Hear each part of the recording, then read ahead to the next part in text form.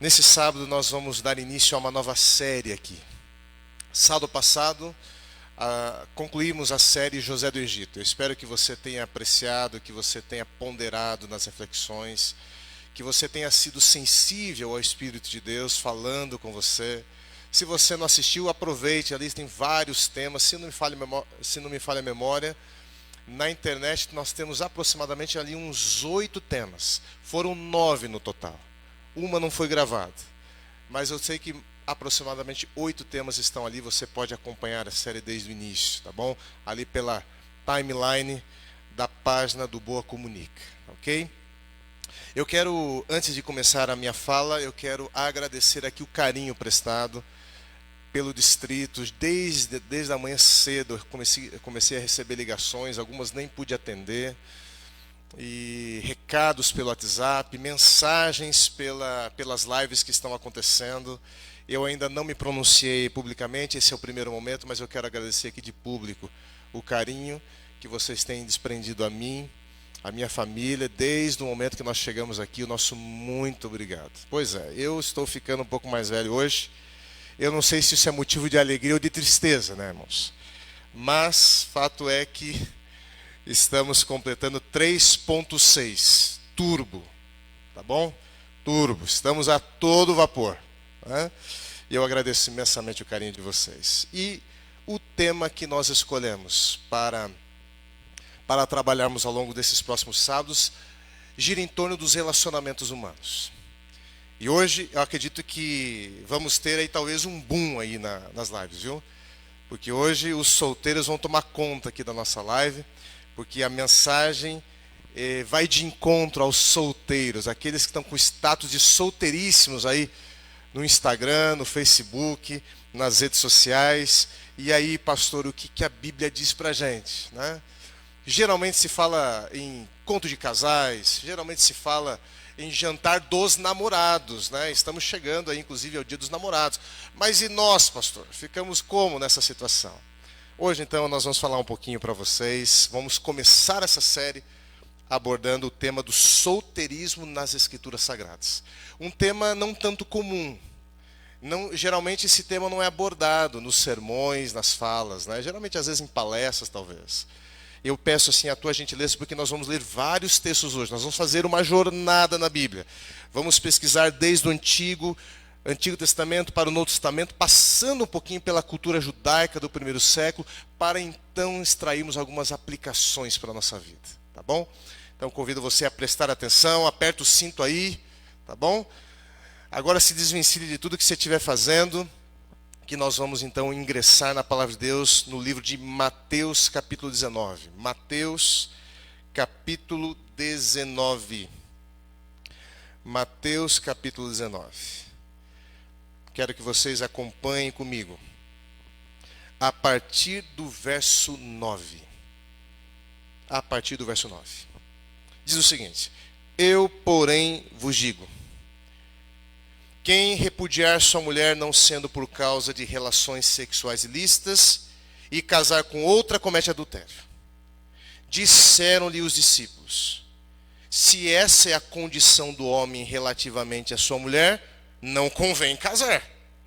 Jesus, porém, lhe respondeu: nem todos são aptos para receber este conceito, mas apenas aqueles a quem é dado, porque há eunucos de nascença. Há outros que os homens fizeram tais, e há outros que a si mesmos se fizeram eunucos por causa do reino dos céus.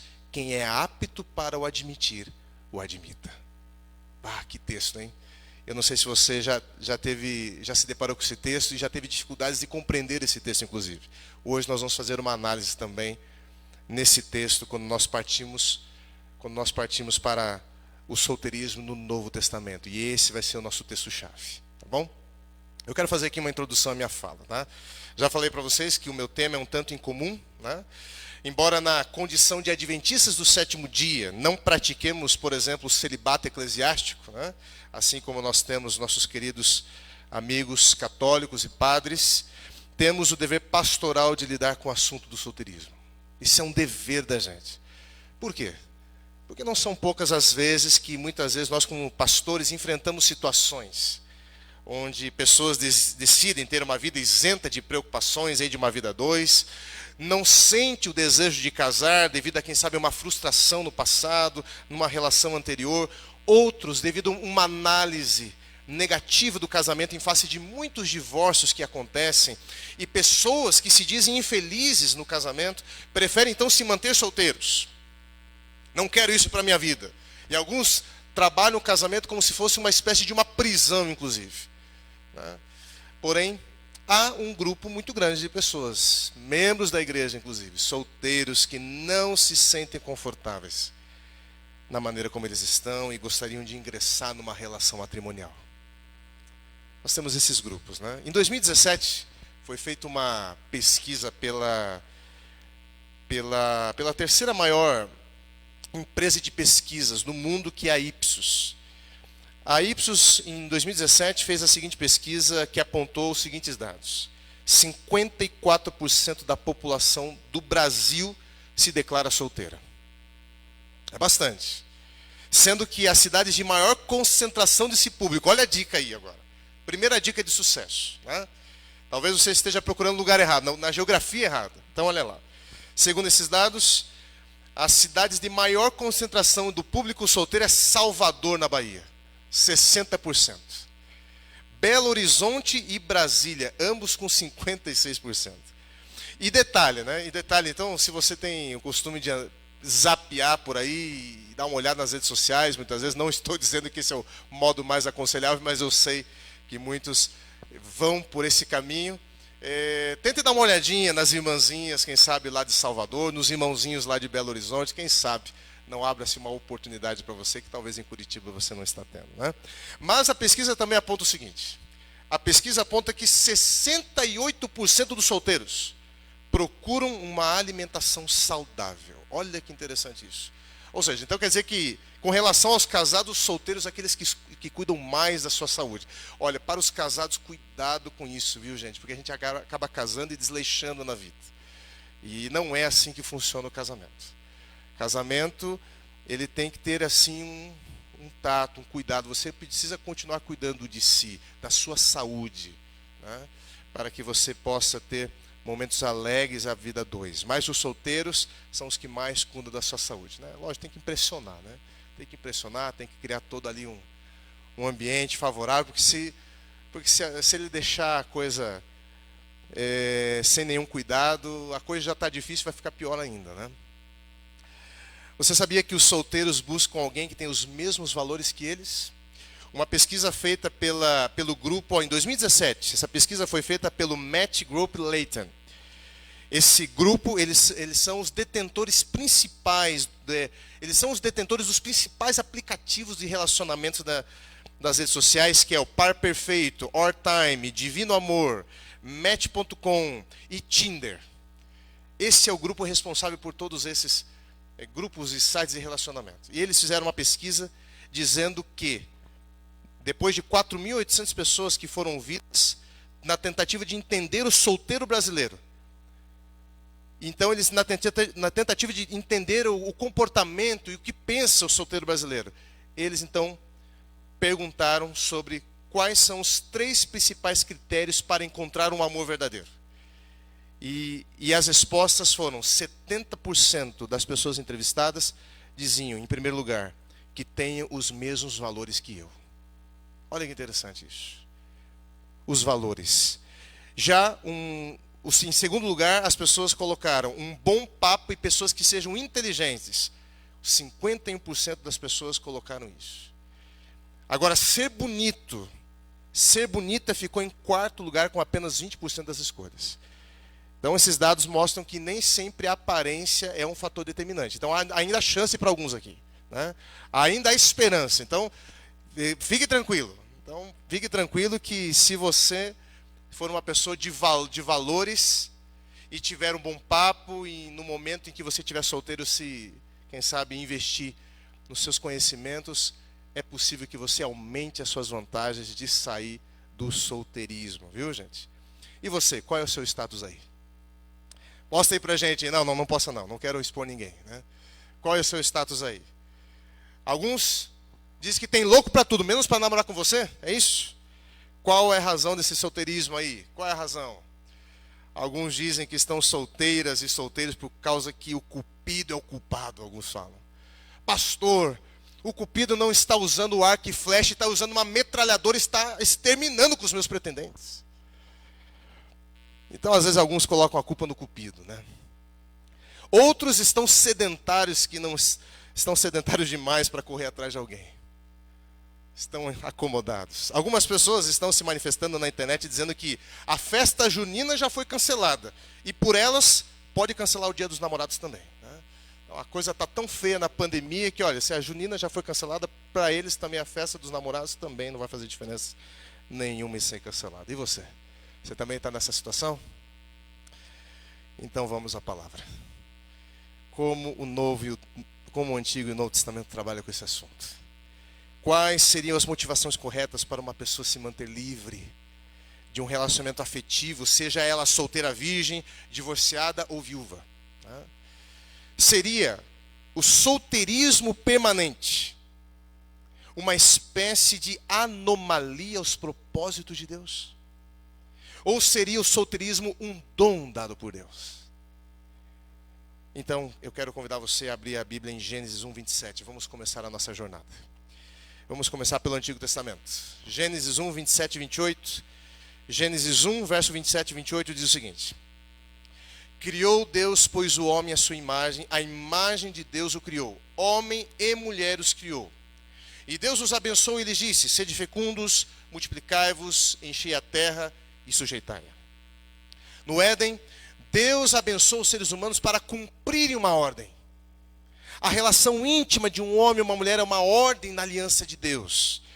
Com Adão e inclusive nas demais alianças. Então aqui já vou fazer aqui abrir um parênteses, dar uma dica aqui para os casados, tá?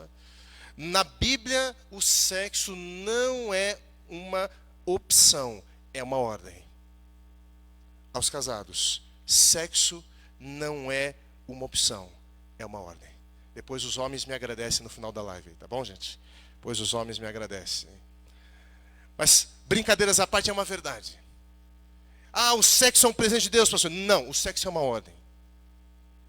É uma ordem divina que faz parte da aliança de Deus. Fecha para ele, mas isso aqui é para os casados, tá bom?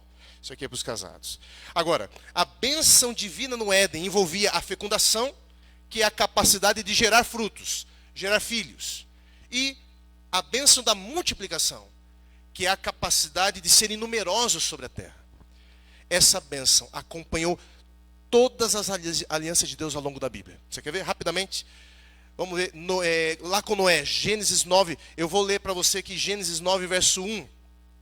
Gênesis 9, lá com Noé, abençoou Deus a Noé e a seus filhos e lhes disse: Sede fecundos, multiplicai-vos e enchei a terra.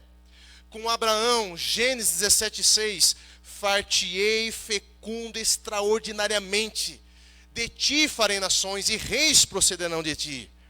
Ismael, Gênesis 17, 20, quanto a Ismael eu te ouvi, Abraão, abençoá-lo-ei, falo-ei fecundo e multiplicarei extraordinariamente, ele gerará 12 príncipes e dele farei uma grande nação. Com Jacó, Gênesis 28, verso 3, o Deus Todo-Poderoso te abençoe, Isaac disse para Jacó, e te faça fecundo, te multiplique, para que venha a ser uma multidão de povos.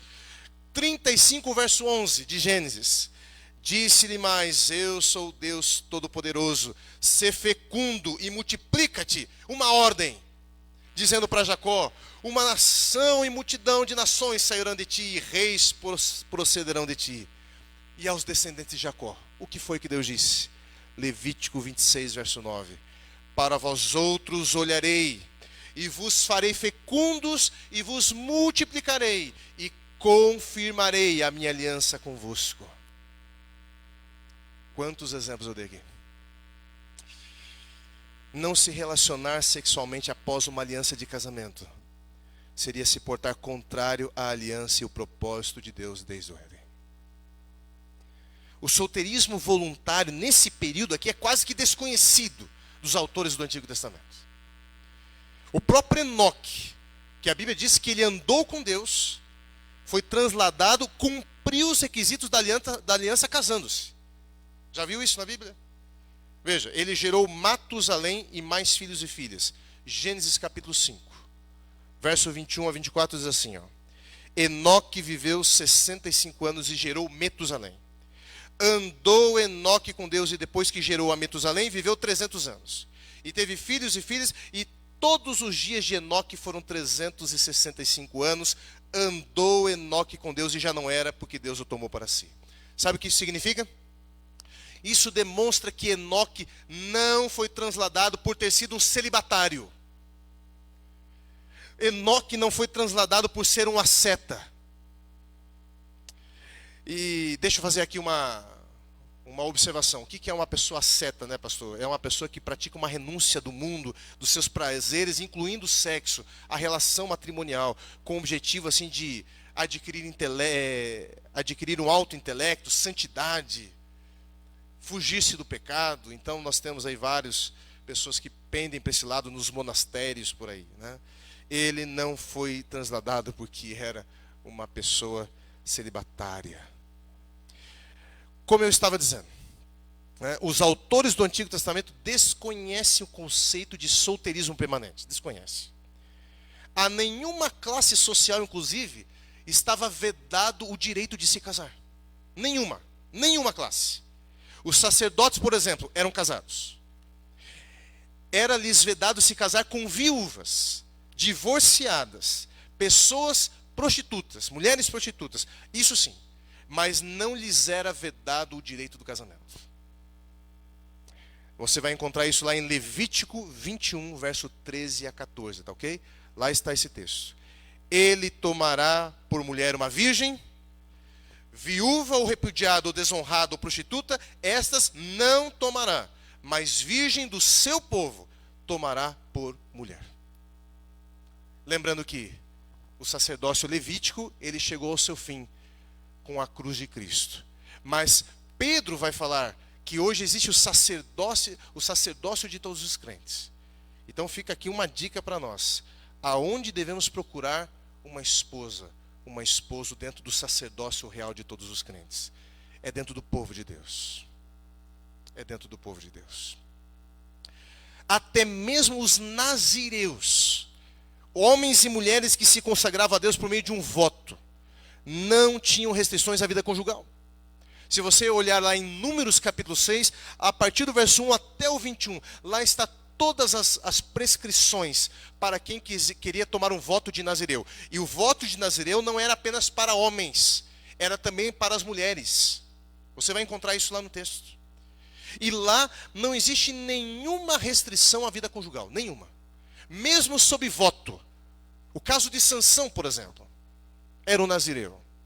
Mesmo sob voto, não lhe era vedado o direito de se casar. Embora alguns relacionamentos tenham sido retratados na Bíblia no contexto de um matrimônio ruim, nós temos exemplos na Bíblia de casamentos que não deram muito certo. Nenhum texto do Antigo Testamento retrata o casamento propriamente dito como inapropriado, antiquado, impuro ou negativo. Portanto, o que eu estou fazendo aqui? Eu estou querendo tirar da sua cabeça essa ideia de que o casamento, em função da situação atual, muitas vezes, dos discursos de pessoas que se dizem infelizes no casamento, ou algumas pessoas que dizem que o casamento é uma coisa assim, inapropriada, algumas pessoas que são contra a vida sexual, inclusive, vão falar contra o casamento. Essas vozes não representam a voz bíblica. Não representam. Algumas pessoas enxergam o sexo como um ato, inclusive, dissociado de santidade. Algo sujo que nos distancia de Deus. O sexo como fruto da natureza carnal e não do Espírito de Deus. E aí então o que eles fazem? Vou ser solteiro. Vou então aderir ao celibato. Porque vem o sexo como um ato corrupto. Produto da natureza humana somente. No entanto, foi Deus quem criou o sexo. Foi Deus quem criou. Alguns religiosos, inclusive, numa tentativa de diminuir a santidade do sexo, interpretam certas passagens da Bíblia de uma perspectiva negativa. Por exemplo, lá em Levítico 15, verso 18, diz uma frase, tem um pensamento interessante. Moisés escreveu assim, ó, se um homem coabitar com mulher e tiver emissão do sêmen, ambos se banharão em água e serão imundos até tarde. Eles dizem, viu? Se o sexo fosse uma coisa santa, nesse texto, dentro da aliança do Antigo Testamento, Deus não estaria dizendo que a partir do momento que houvesse uma intimidade entre o casal, eles não seriam imundos. Por que o sexo deixa a pessoa imunda? Logo, é porque o sexo é uma coisa depravada. O sexo é uma coisa não santificada.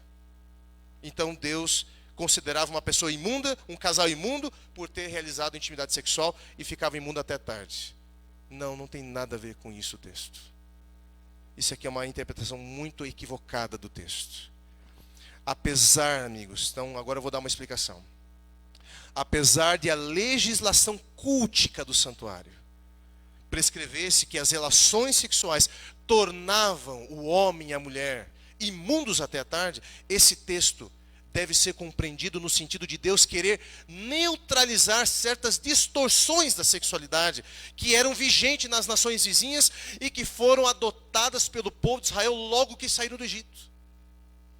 Exemplo, a prostituição sagrada era uma forma de distorção da atividade sexual. Porém, nenhum texto do Antigo Testamento deprecia a vida de casado. Deus ali estava querendo frear uma atividade distorcida sobre a relação sexual devido ao contexto pagão no qual eles acabaram de sair. Eles não estavam mais no Egito, mas o Egito estava dentro deles ainda. E eles adotaram certas concepções sobre a vida sexual. Uma delas, a prostituição cultual.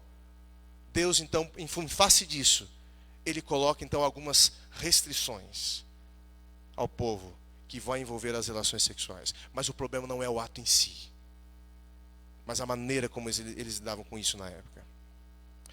A afirmação divina em Gênesis 2,18 é: disse mais o Senhor Deus, não é bom que o homem esteja só, far-lhe-ei uma auxiliadora que lhe seja idônea. Uma frase fundamental no relato da criação, pois considera o estar solteiro uma etapa inacabada. O casal é o arremate da criação. Em Isaías, um oráculo profético segundo o qual 7 mulheres agarrarão um homem e dirão: nós mesmos providenciaremos nossa comida e nossas roupas, apenas casa-se conosco e livra-nos da vergonha de sermos solteiras. Isaías 4:1.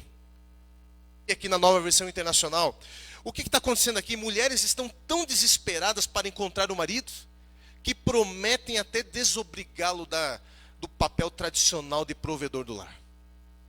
O contexto aqui é que Deus enviaria a guerra e, como resultado, muitos de Judá iriam morrer a ponto de reduzir significativamente o seu número. E essa passagem aqui, embora a linguagem seja profética, ela exprime apropriadamente o estigma da solteirice no Antigo Testamento. Era um estigma, uma coisa totalmente inapropriada. Essa é a visão do Antigo Testamento sobre os solteiros, o solteirismo. É em Jeremias, é no livro de Jeremias que encontramos o único caso em todo o Antigo Testamento de um chamado divino ao celibato. Sabia disso? Temos um caso, o único, está em Jeremias capítulo 16, verso 1 a 4. Eu vou ler aqui para você. Jeremias 16, verso 1 a 4. Diz o seguinte: veio a mim a palavra do Senhor dizendo: não tomarás mulher, não terás filhos nem filhas neste lugar, porque assim diz o Senhor acerca dos filhos e das filhas que nascerem neste lugar, acerca das mães que os tiverem e dos pais que os gerarem nesta terra, morrerão vitimados de enfermidades e não serão pranteados nem sepultados. Servirão de esterco para a terra. A espada e a fome os consumirão, e o seu cadáver servirá de pasto às aves do céu e aos animais da terra. No caso aqui de Jeremias, a razão para permanecer solteiro é claramente apresentada. Claramente. Evitar ver a própria esposa e os filhos perecerem devido a uma situação sociopolítica prevalecente em sua época. Deus queria poupar o profeta de um sofrimento. E nesse momento Deus orienta: não se case. Permaneça do jeito que você está. Uma pessoa, por definição no Antigo Testamento, condenada ao celibato era os eunucos.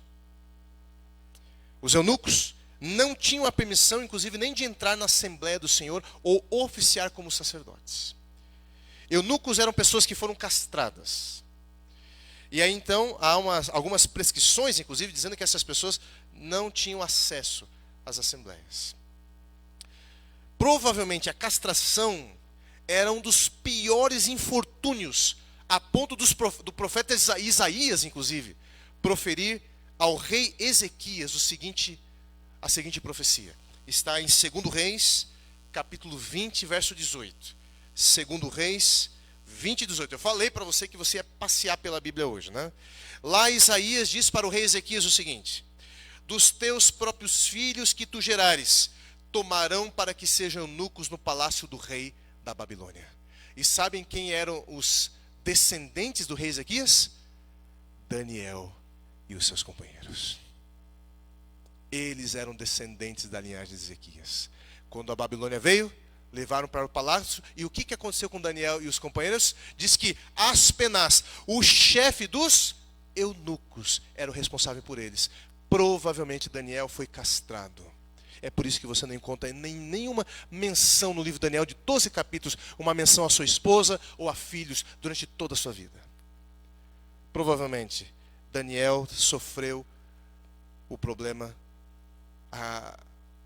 essa questão de ser um eunuco, acabou infelizmente sendo vítima dessa situação.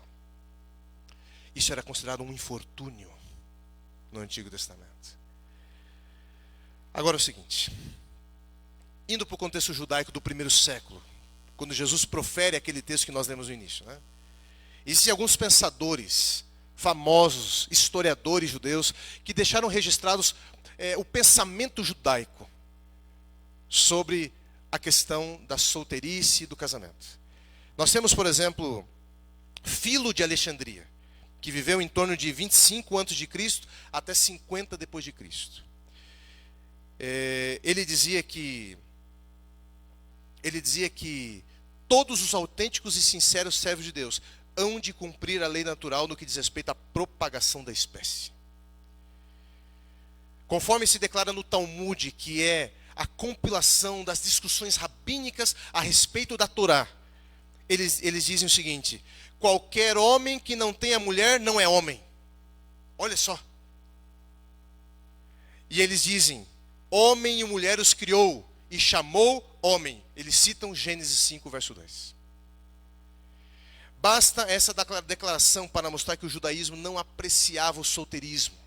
Na verdade, chegava até a considerar uma deficiência, uma anomalia, inclusive. É verdade também que o medo da depravação sexual levava algumas pessoas a casarem mais cedo, e até mesmo entre casais, a própria prática da sexualidade era controlada. Estou falando aqui do primeiro século. Pensamento judaico. Exemplo, Flávio Joséfo foi mencionado aqui na Escola Sabatina, historiador judeu do primeiro século. Na obra Contra Apion, no volume 2, na página 199. Ele disse o seguinte: a lei reconhece apenas uma união. A união natural com uma mulher e apenas com uma intenção, a de procriar. Ou seja, nada de prazeres aqui. Então, até mesmo dentro da relação matrimonial, havia, assim, certas contenções. Nós só vamos nos relacionar somente para gerar filhos, para cumprirmos a aliança. Nada de prazeres. Logicamente que essa restrição não aparece em nenhum lugar do Pentateuco, nenhum. Isso aqui diz respeito ao espírito rabínico, que vedava o casamento com uma mulher estéril. Você sabia disso? Eles vedavam o casamento com uma mulher que fosse estéril. Era possível repudiar uma mulher que não conseguisse dar à luz a criança depois de 10 anos na vida conjugal, segundo o Talmud. Segundo o posicionamento rabínico, se em 10 anos a mulher não desse filhos, era um motivo para dar carta de divórcio. Aí você já vai entender mais ou menos uma das discussões de Jesus a respeito do divórcio, onde eles falam assim: podemos repudiar a mulher por qualquer motivo? E Jesus não abre exceção para isso aqui. Não abre exceção. Agora, e no Novo Testamento, pastor? Tendo em vista, então, a herança das Escrituras e o contexto social, vamos agora analisar Mateus 19. Agora vamos analisar. Mateus 19, o texto que nós estávamos lendo ali, né? O único momento em que Jesus fala sobre os eunucos é no Evangelho de Mateus. No contexto de uma conversa privada entre ele e seus discípulos, depois de um debate com os fariseus sobre a questão do divórcio. Os fariseus haviam perguntado: é lícito repudiar a mulher por qualquer motivo? E Jesus então se reporta ao Gênesis. Vocês não leram o que o Criador fez desde o princípio, homem e mulher? E por isso deixará o homem, pai e mãe, unir-se à sua mulher, tornarão os dois uma só carne. Por isso aquilo que Deus uniu, não separe o homem. E aí então eles questionam: então por que permitiu que Moisés desse carta de divórcio? Deu direito de carta de divórcio lá em Deuteronômio. Moisés vai falar sobre isso. Então Jesus vai dizer: não foi assim desde o princípio. Isso aconteceu, Moisés fez isso, inspirado por Deus, por causa da dureza do coração de vocês. Mas o casamento, ele é vitalício. Aos olhos de Deus, o casamento é para sempre. E aí, diante disso, os discípulos se olharam e ficaram aterrorizados pela declaração de Jesus. Porque a lei rabínica era mais flexível do que aquilo que Jesus estava dizendo. E aí Jesus vai dizer que, a menos que aconteça uma questão de relação sexual ilícita na vida matrimonial, a pessoa não tem direito a casar-se com outra pessoa, a separar-se. O casamento só pode ser dissolvido, segundo Cristo, pela viuvez, pela morte de um dos cônjuges, ou se porventura um dos cônjuges vierem a trair a intimidade sexual do casal, a exclusividade da intimidade, tendo então um outro parceiro ou outra parceira. Então há essa exceção para a separação e depois também o novo casamento. Aí então os discípulos ficaram aterrorizados. Ah, mas se é assim, então é melhor nem casar. E aí então Jesus, contrariando todas as expectativas, dá uma resposta mais desafiadora em relação ao que ele havia acabado de dizer. Uma resposta surpreendente em relação à interpretação comumente aceita da vontade de Deus sobre o casamento. Então ele vai dizer: Jesus, porém, lhe respondeu, verso 11: nem todos são aptos para receber este conceito, mas apenas aqueles a quem é dado. Porque há eunucos de nascença, há outros a quem os homens fizeram tais, e há outros que a si mesmo se fizeram eunucos por causa do reino dos céus. Quem é apto para admitir, admita. Vamos entender então o texto. Jesus apresenta 3 classes de pessoas aqui.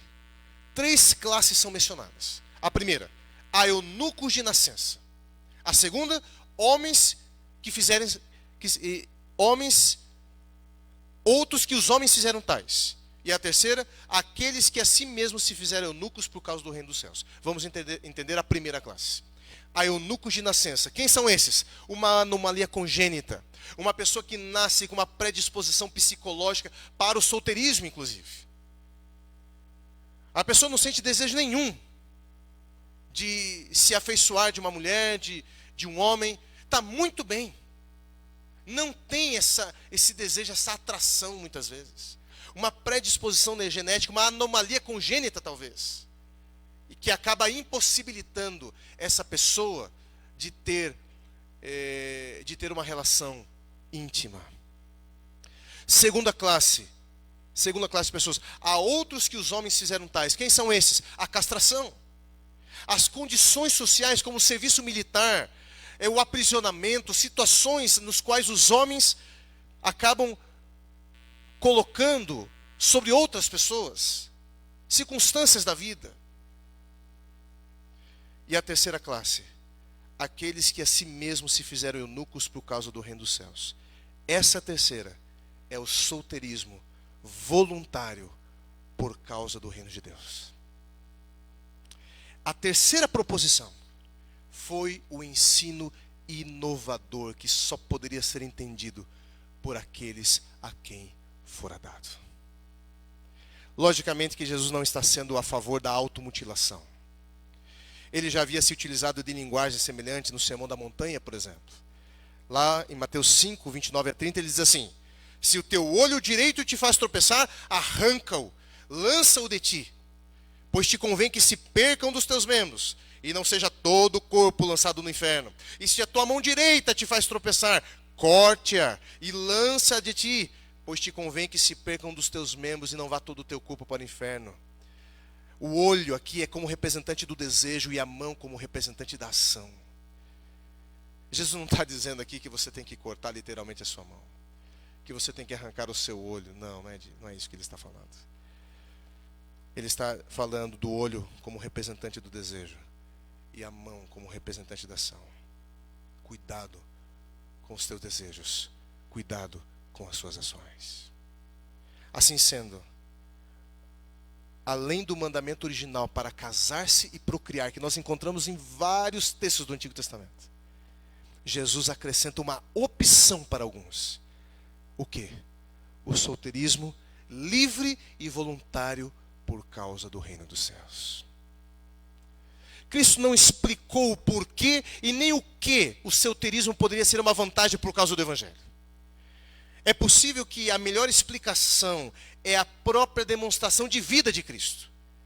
A demonstração mais clara tem sido dada pelo seu próprio exemplo e por João Batista. O que aconteceu? Jesus não se afeiçoou de uma mulher, ele poderia, não pecaria por isso. Algumas pessoas, inclusive, vão interpretar a atitude de Jesus, desse solteirismo voluntário da parte de Cristo, como se fosse um protesto contra o casamento, e vão dizer que o sexo é uma coisa depravada, e Jesus é o maior modelo. Só que acontece o seguinte: a fim de estar disponível para a ordem da redenção, Jesus não satisfez a ordem da criação. Para se entregar a todos, Jesus não se entregou a uma mulher. O próprio Jesus, que conhecia de antemão o risco de uma vida curta na terra, viveu como um homem responsável, evitando infligir a uma mulher o risco de ser negligenciada e depois ficar viúva. A razão de Cristo não ter se afeiçoado de uma mulher é porque ele queria poupar, provavelmente, de uma viuvez prematura, do abandono, de tempo, porque um casamento precisa de tempo. Então, essa atitude de Jesus mostra uma atitude responsável. E eu pergunto para você, diante disso aqui, as suas atitudes como um solteiro, como solteira, são atitudes responsáveis? Agora eu quero fazer as aplicações para você. Depois de dar toda essa base rápida aqui, pelo Antigo, pelo Novo Testamento, eu quero então fazer as lições para mim e para a tua vida hoje. Para os solteiros e solteiras de plantão. Qual é a lição que nós podemos tirar aqui? Não há virtude num solteirismo voluntário que vive apenas para si. A opção pelo solteirismo não deve ser pelo mero acúmulo de bens, ou para o enriquecimento intelectual, a carreira profissional, ou para se livrar, quem sabe, das responsabilidades de um namoro ou de uma família, para curtir a vida.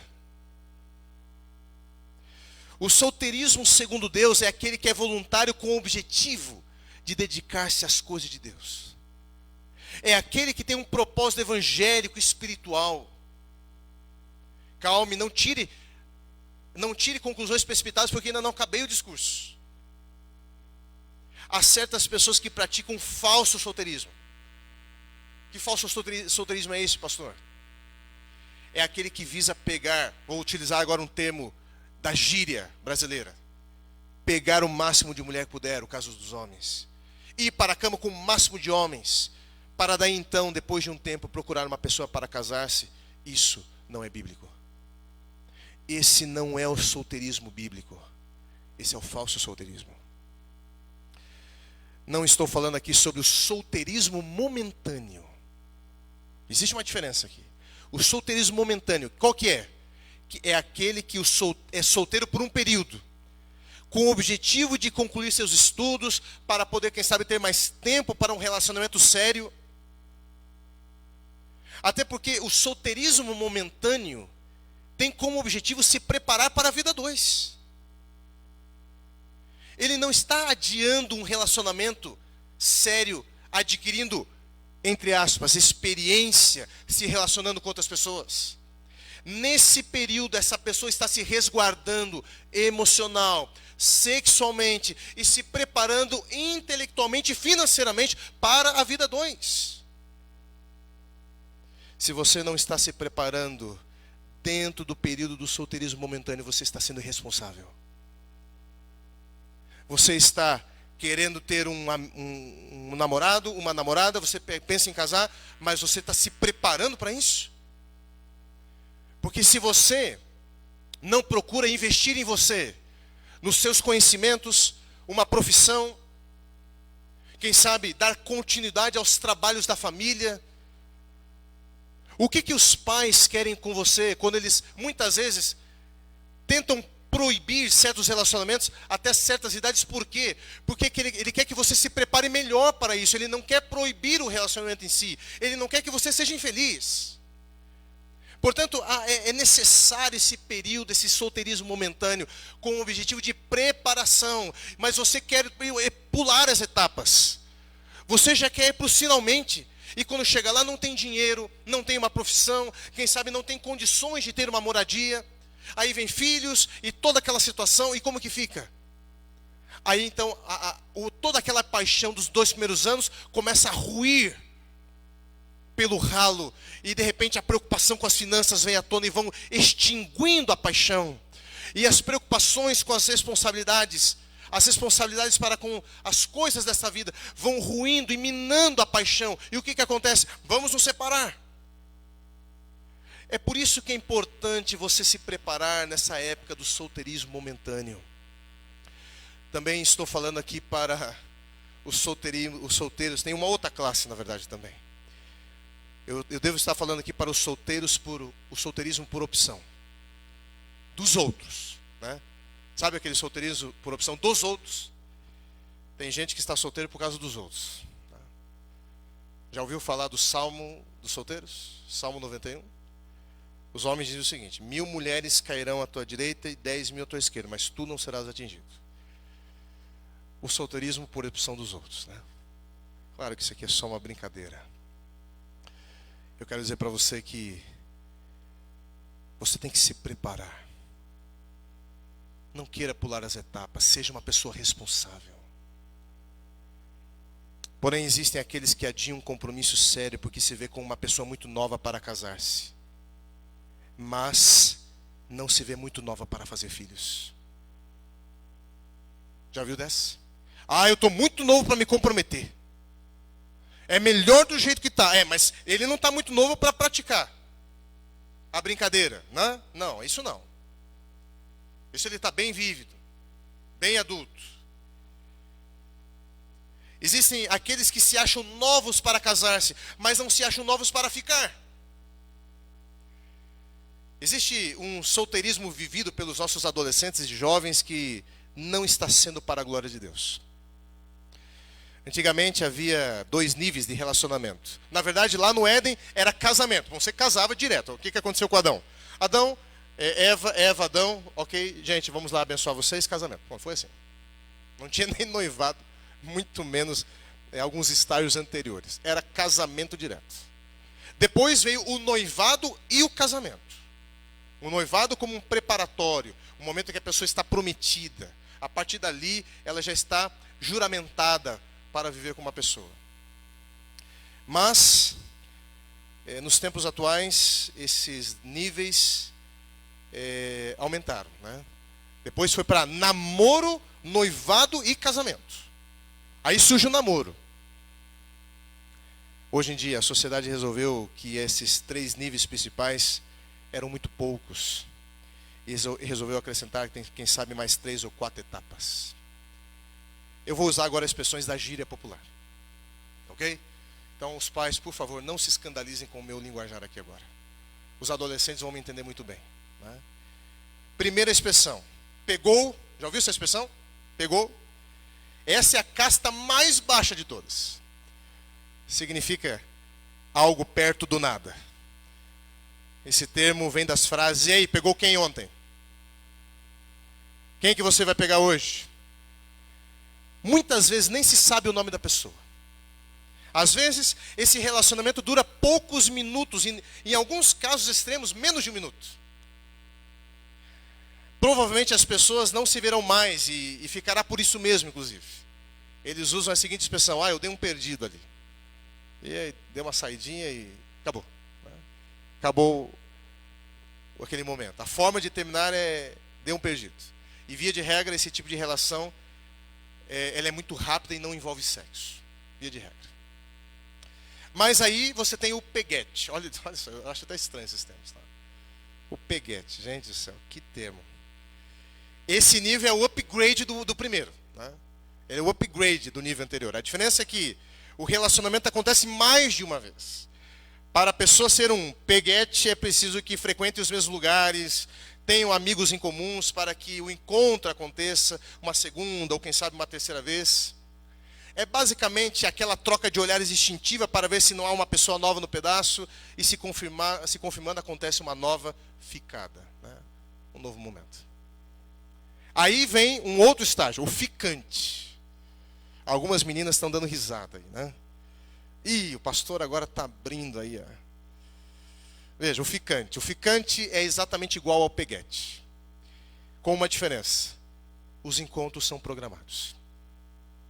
O casal marca de sair sozinho, já existe um certo grau mediano de intimidade. Aqui a relação sexual é praticamente uma certeza. Existe uma chance bem maior do relacionamento nesse estágio meio que evoluir. Tipo assim, 50-50. 50% que pode dar certo, 50% que pode não ir para frente.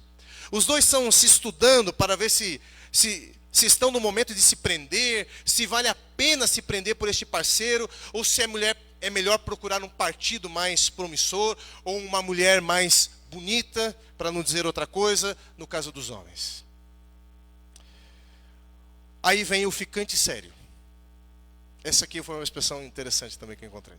Na minha época era simples, é ficar, namoro, noivado, casamento.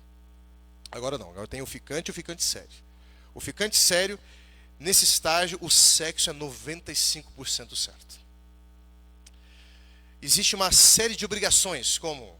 Claro, não existe uma lista com isso. Isso aqui é algo que é meio que natural desse tipo de relação. Do tipo assim, não ficar com mais ninguém, dar um grau de certa satisfação sobre a vida, não desaparecer do WhatsApp, não desligar o Tinder e afins. Também não vale ficar postando fotos no Face ou no Instagram com muitas outras mulheres ou homens, e os likes começam a ser restritos agora. É nesse estágio que o casal passa a curtir tudo que o outro posta. Com todo esse monte de obrigações, isso então não é namoro, pastor? Eles dizem que não, negativo. A grande diferença é que dessa situação para o namoro real é que não existe envolvimento familiar. Qual é a diferença então de um ficante sério para o namoro? É porque o ficante sério não envolve a família. Agora o namoro envolve o cidadão ir lá conhecer a família, pedir a moça em namoro, a moça conhecer a família do menino. E aí então é uma coisa um pouco mais, é um estágio mais sério. Nem sempre isso aqui funciona exatamente assim. Mas é mais ou menos como a sociedade está funcionando. Esse termo ficar, ele vem desde a década de 80. E se popularizou. Né? O que é o ficar, então, amigos? Pode parecer antiquado o que eu vou dizer aqui para você, jovem, querido adolescente, querido irmão, querida irmã. O ficar é o abuso do corpo sem compromisso. É o falso solteirismo. Aquele que fica um e com o outro não aprendeu a se valorizar. Qual é o problema desse tipo de relacionamento? Vários, mas eu quero pontuar pelo menos alguns aqui. Primeiro, a ansiedade que esse tipo de relacionamento gera. A ansiedade. Você quer ver? Vou dar alguns exemplos para você. Talvez seja até cômico. Num relacionamento como esse, Você não pode cobrar a outra com medo que aquele relacionamento acabe. Medo de parecer que está cobrando e a pessoa se sentir cobrada, então a pessoa terminar o relacionamento. Uma frase seca da pessoa, você diz, nossa, acabou, agora acabou. Né? Ou um dia que ela não te convida para sair, ou ele não te convida para sair, você diz, meu Deus. É aquela vida ansiosa, aquela ansiedade constante, aquela preocupação. Mas o segundo, obviamente, mais importante nessa modalidade é que esse tipo de modalidade de solteirismo conspira contra os planos maravilhosos que Deus tem para a tua vida. Deus tem planos para a tua vida, querida jovem. Deus tem planos para a tua vida, querido jovem. E muitas vezes, por você querer pular algumas etapas da vida, não se preparando corretamente dentro desse período momentâneo entre a preparação da vida e um casamento, muitas vezes você nessas aventuras por aí, você acaba estragando todos os planos que Deus tinha para a tua vida. É uma gravidez inesperada, é uma situação crítica com a família da moça, com a família do rapaz, e de repente a tua vida dá uma volta tremenda, e Deus, para consertar isso, Ele tem que fazer um malabarismo tremendo para colocar você nos trilhos novamente, e muitas vezes as consequências serão para o resto da tua vida. Para o resto da tua vida. Meninas e meninos, não façam do seu corpo um mero objeto. O ficar é um relacionamento egoísta, onde a pessoa está preocupada consigo mesma, mas não com o outro. Você se torna apenas uma distração, uma diversão, um brinquedo. Mas Deus criou você para relacionamentos com compromisso. Isso vai lhe dar segurança, paz, porque para Deus você não é um objeto.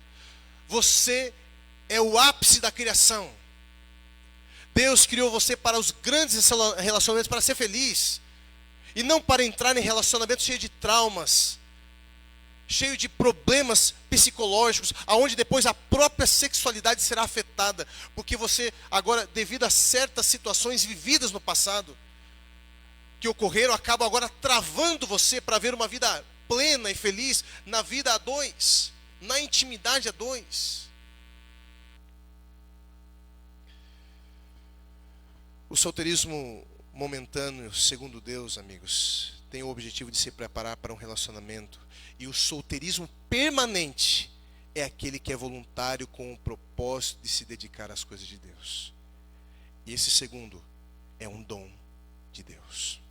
Sabe quem tinha isso?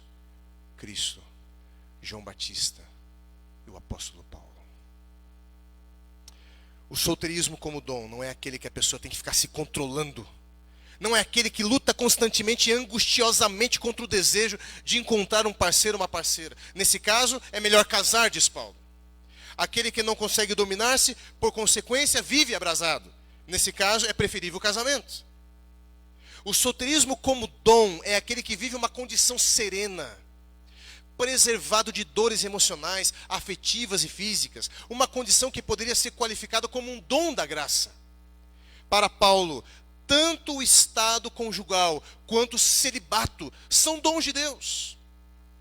Ele vai dizer em 1ª carta aos Coríntios, capítulo 7, verso 7, quero que todos os homens sejam tais como eu sou. No entanto, cada um tem de Deus o seu próprio dom. Um, na verdade, de um modo, casado, e outro, de outro, celibato, ou solteirismo voluntário. Com qual objetivo? O avanço do reino de Deus. Quero fazer aqui um apelo para você, querido jovem, querida jovem. Considerações finais, na verdade. Estar solteiro não é sinônimo de estar sozinho na Bíblia. O estar solteiro não significa que você está sozinha. Deus está com você. Aproveite essas oportunidades que você tem de não ter uma pessoa e se dedique para a causa de Deus. Procure se especializar. Procure se preparar para ser uma boa esposa, um grande marido, que vai dar condições necessárias para a manutenção dos filhos. Nos planos de Deus, nem sempre estar solteiro é sinônimo de estar disponível. Grave isso aqui. nos planos de Deus, nem sempre estar solteiro é estar disponível. Porque para algumas pessoas, Deus tem um propósito diferente que muitas vezes nem vai envolver o casamento. Não vai envolver casamento. Muitas vezes Deus tem planos para a tua vida, e para que esses planos aconteçam, algumas dessas pessoas não irão casar. E não é pecado isso. Faça desse momento da sua vida um tempo de preparo para um relacionamento duradouro. Busque dedicar-se às coisas de Deus e não deixe de fazer a sua parte no cuidado da sua saúde e da sua aparência. Viva um solteirismo conforme Jesus viveu, responsável. Responsável. Esse é o meu apelo para as jovens e os jovens de nosso distrito. Nesse momento eu quero convidar aqui o irmão Wagner. Ele vai cantar. E a letra dessa música, eu acredito que ela é muito convidativa. Eu imagino que muitos dos solteiros ou solteiras que nós temos hoje aqui, elas precisam disso para a vida delas. Vocês vão ouvir a letra e na sequência estarei orando pela tua vida emocional e amorosa. E se for da vontade de Deus, que Deus abençoe os planos e que venha um bom rapaz, uma boa moça no Senhor. Mas se também não for, que você tenha a sensibilidade de ser guiado e guiado pelo Espírito de Deus para viver a vontade de Deus para a tua vida. Porque talvez você esteja solteira, mas não disponível.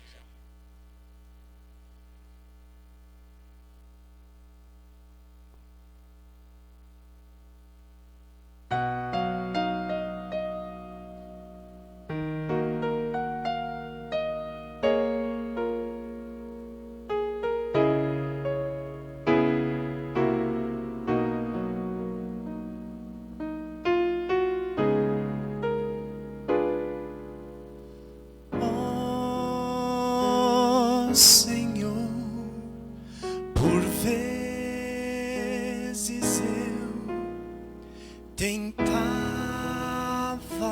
só vencer, conquistando meus sonhos, buscava ser feliz.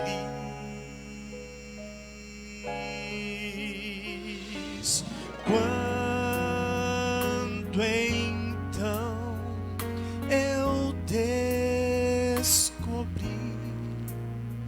o vazio do meu ser,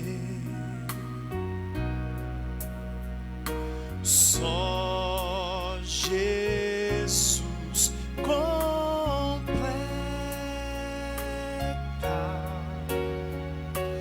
nosso caminhar.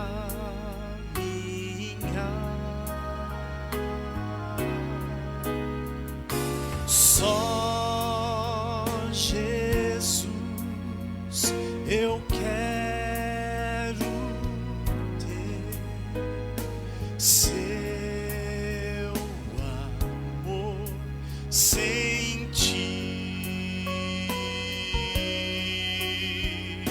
Sem Jesus eu nada sou, tudo é ilusão.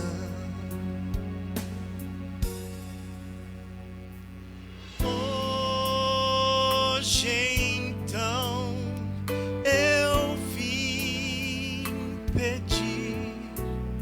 te pedir em oração.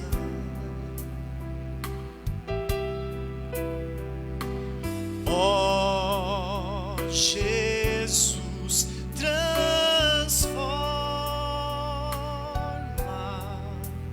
este frágil coração.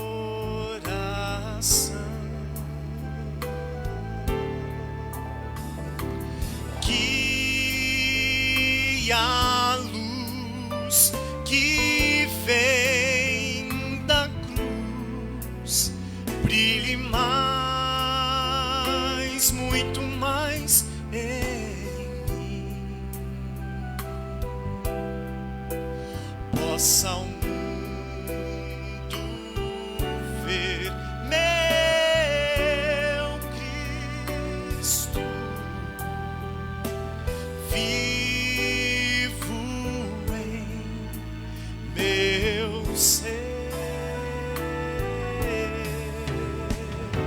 Só Jesus eu quero ter, seu amor sentir. Sem Jesus eu nada sou, tudo é ilusão.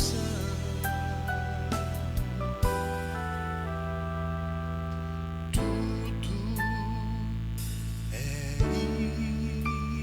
ilusão.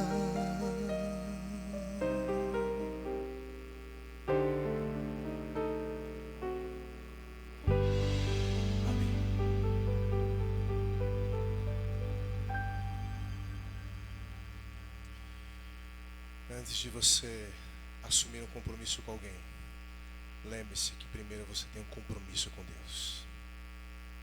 Você não está sozinha. Você não está sozinha. Consulte a Deus.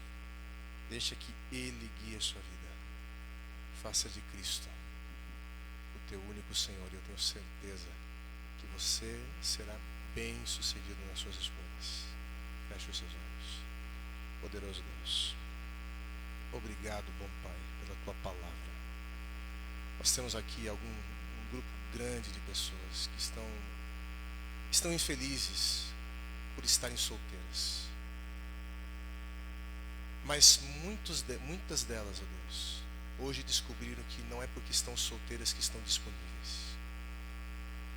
Porque provavelmente para muitos deles, o Senhor tem um plano que talvez para alguns não será um casamento de imediato. Mas é verdade que o casamento é uma bênção. E nós vamos falar muito sobre isso nos próximos dias, Pai. Então, ó Deus, que o Teu Santo Espírito venha iluminar a mente dos Teus filhos e filhas, para que eles possam ser sábios nas suas decisões, se pautando pelas Escrituras Sagradas e se preparando de forma significativa para um relacionamento duradouro e com compromisso. Obrigado, ó Deus, por esse momento que aqui passamos. Abençoe cada um deles, que eles saiam daqui abençoados, com a tranquilidade de que o Senhor está cuidando da vida deles. Dê a eles, ó Deus, quem sabe, a alegria de ter uma pessoa ao seu lado ainda, se essa for a Tua santa vontade. Colocamos a Tua bênção, colocamos-nos debaixo da Tua bênção e pedimos que o Senhor esteja com todos nós, em nome de Jesus. Amém. Que Deus abençoe você nesse restante de sábado, que você tenha um ótimo sábado com a sua família, com seus amigos, e nos vemos no próximo encontro, tá ok? Amanhã às 19h30 nesse mesmo canal, e sábado que vem a continuidade aí da nossa série Relacionamentos. Lembrando, quarta-feira pelo Zoom teremos o pastor Paulo Bravo conosco. Vai ser uma bênção, você não pode perder. Acompanhe as redes sociais, vamos colocar o link de acesso ali, e você é o nosso convidado especial, tá ok? Um último recadinho, deixa eu dar aqui meus parabéns às nossas irmãs aqui. É o dia da mulher adventista. Está tendo uma programação aí que está pela Novo Tempo, inclusive. Parabéns, maninhas. Que Deus abençoe grandemente vocês, viu? Um grande abraço. Até a próxima.